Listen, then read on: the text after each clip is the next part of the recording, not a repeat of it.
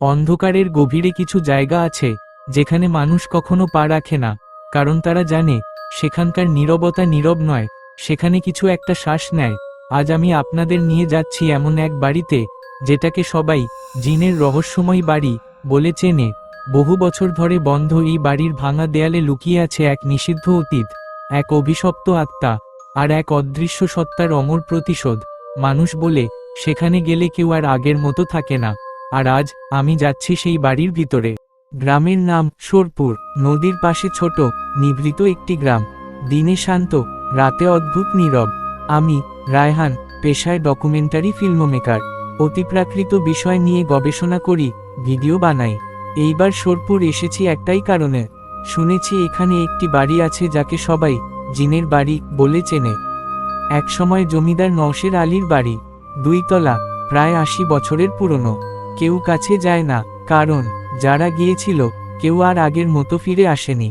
কেউ নাকি পাগল হয়ে গেছে, কেউ নিখোঁজ, কেউ বলে গভীর রাতে ওই বাড়ির ভেতর থেকে নারীর কান্নার শব্দ আসে।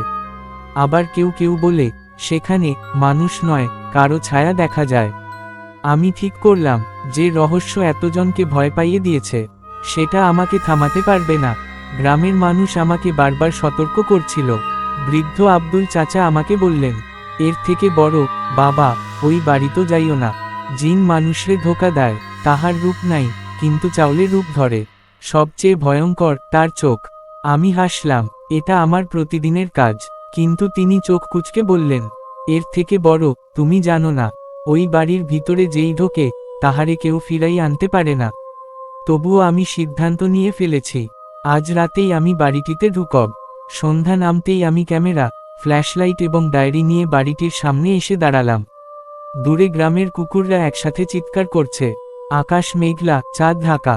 মনে হচ্ছে প্রকৃতিও যেন আমাকে সতর্ক করতে চাইছে। বাড়িটির সামনে দাঁড়িয়ে আছে এক মৃত দৈত্যের মতো। দালানের দেয়ালগুলো ফেটে গেছে, জঙ্গল পুরো বাড়িটাকে জড়িয়ে ধরেছে। জানালাগুলো ফাঁকা, যেন কোনো অদৃশ্য চোখ আমাকে দেখছে। বাতাস থেমে গেছে, খুব ভারী একটা নীরবতা।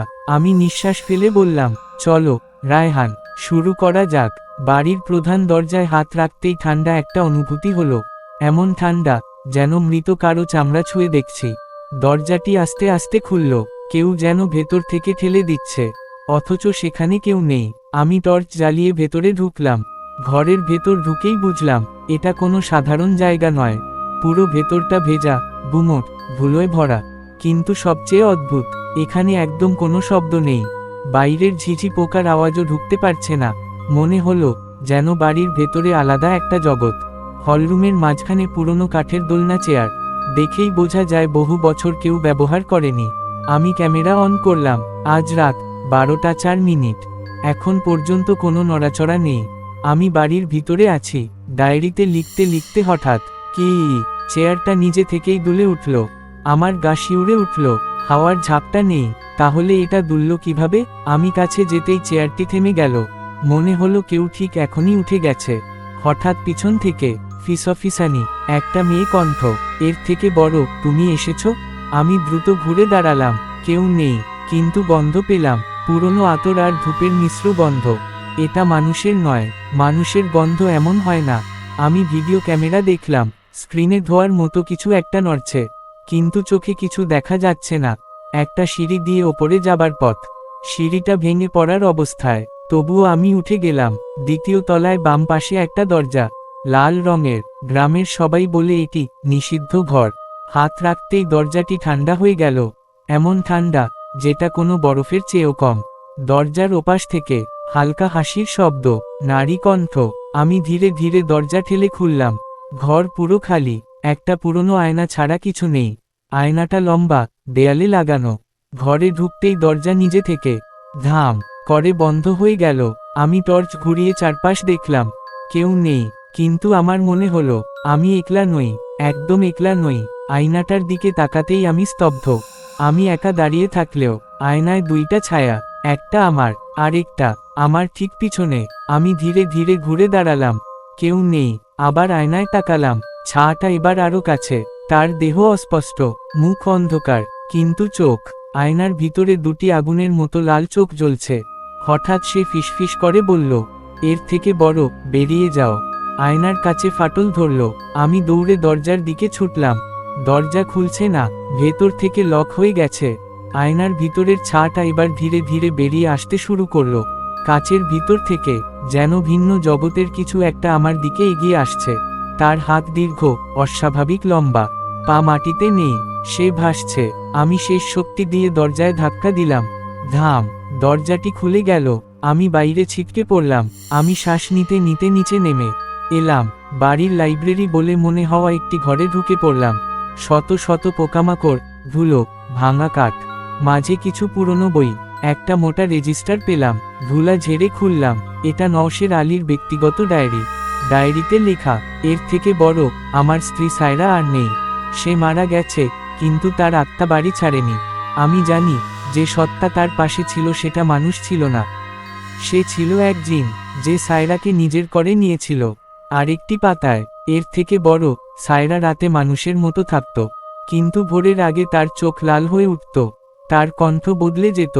সে আমাকে চিনত না। আরও পড়লাম, এর থেকে বড়, আমি সেই নিষিদ্ধ ঘরে তাকে বন্দি করেছি, কারণ সে আর মানুষ নয়, সে হয়ে গেছে অর্ধেক জিন। আমার বুক কাঁপতে লাগলো। ঠিক তখনই পেছনে দরজা বন্ধ হয়ে গেল। আমি ঘুরে দাঁড়ালাম। কেউ দাঁড়িয়ে আছে, একজন নারী, ধবধবে সাদা শাড়ি, মুখ ঢাকা চুলে, তার পায়ের উপর মাটি নেই। সে ভাসছে, ধীরে ধীরে মাথা তুলল, লাল চোখ। এটাই সায়রা। ঘর অন্ধকার হয়ে গেল। আমার টর্চ কাজ করছে না। সায়রা এক হাত বাড়াল। এর থেকে বড়, এত দূর এসে কি ফিরে যাবে? তার কণ্ঠস্বর মানুষের মতো নয়। দুইটা কণ্ঠ মিশে আছে, একটা মধুর, একটা গর্জনময়। আমি পিছিয়ে আসতেই সে আরও কাছে আসতে লাগলো। দেয়ালের ধারে ঠেকলাম, কোথাও পালানোর পথ নেই। হঠাৎ আমার ক্যামেরা নিজে থেকেই রেকর্ডিং শুরু করলো। স্ক্রিনে সায়রার মুখ বড় হয়ে দেখা যাচ্ছে, কিন্তু বাস্তবে সে আরও দূরে দাঁড়িয়ে। তার চোখ ক্যামেরার ভেতর দিয়ে আমার দিকে তাকিয়ে আছে। এর থেকে বড়, তুমি কি জানতে চাও না আমি কেন এখানে আছি? মাটি কাঁপতে লাগলো। বাড়ির সব দরজা একসাথে বন্ধ হয়ে গেল।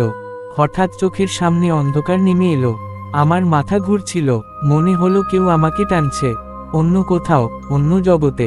হুঁশ ফিরতেই দেখলাম, আমি আর বাড়ির ভেতর নেই, একটা অদ্ভুত অন্ধকার জায়গায়।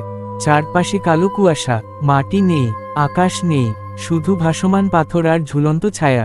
এটা যেন পৃথিবীর জায়গা নয়। সায়রা সামনে দাঁড়িয়ে, এর থেকে বড়, এটাই তার জগৎ, যার সাথে আমার সম্পর্ক বাঁধা হয়েছিল। হঠাৎ অন্ধকারের ভিতর থেকে ভয়ঙ্কর একটা কণ্ঠ গর্জে উঠল, সে আমার। তুমি কে? অন্ধকার জমাট বাঁধতে বাঁধতে একটা বিশাল ছায়ার রূপ নিল।